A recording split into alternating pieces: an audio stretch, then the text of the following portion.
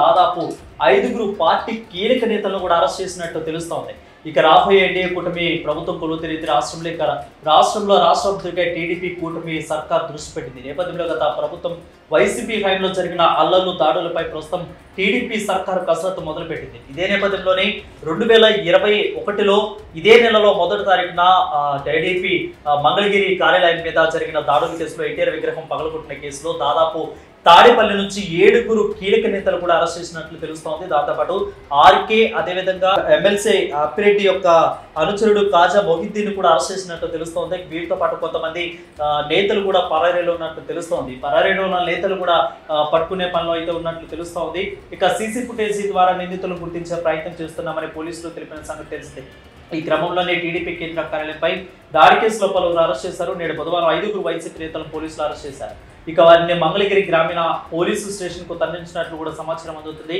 ఇక 2021 అక్టోబర్ 19వ తేదీన టీడీపీ కార్యాలయంపై రాళ్లు కర్రలు దాడులతో కూడా వైసీపీ బొక్కలు దాడికి తెగబట్టినట్లు సంగతి తెలిసింది. ఇదే నేపథ్యంలోనే ఇప్పుడు దాదాపు తాడేపల్లికి చెందిన 7గురు కీలక నేతలను కూడా అరెస్ట్ చేసినట్లు తెలుస్తోంది. ఇక ఆర్కే, అవినాష్ అదేవిధంగా అప్పిరెడ్డి, ముగ్గురు ఎమ్మెల్సీ అప్పిరెడ్డి, మాజీ ఎమ్మెల్యే ఆర్కే వీళ్ళ అనుచరులు కూడా ఉన్నట్లు తెలుస్తోంది. వీళ్ళందరూ కొంతమందిని పట్టుకున్నారు, కొంతమంది పరారీలో ఉన్నట్లు కూడా తెలుస్తోంది. వీళ్ళని కూడా పట్టుకునే క్రమంలో సీసీ ఫుటేజ్ ఆధారంగా టీడీపీ గవర్నమెంట్ కూడా వెతికే పనిలో ఉన్నట్లు తెలుస్తోంది. ఆల్రెడీ కూడా వాళ్ళు చెప్పారు, ఖచ్చితంగా మేము అధికారంలోకి వస్తే టీడీపీ కూటమి అధికారంలోకి వస్తే మొట్టమొదట మేము చేసే పని ప్రజావేదికగా, రెండోది ఎన్టీఆర్ విగ్రహం పడగొట్టిన వాళ్ళందరూ కూడా పట్టుకునే పనిలో ఉన్నట్లు తెలుస్తుంది.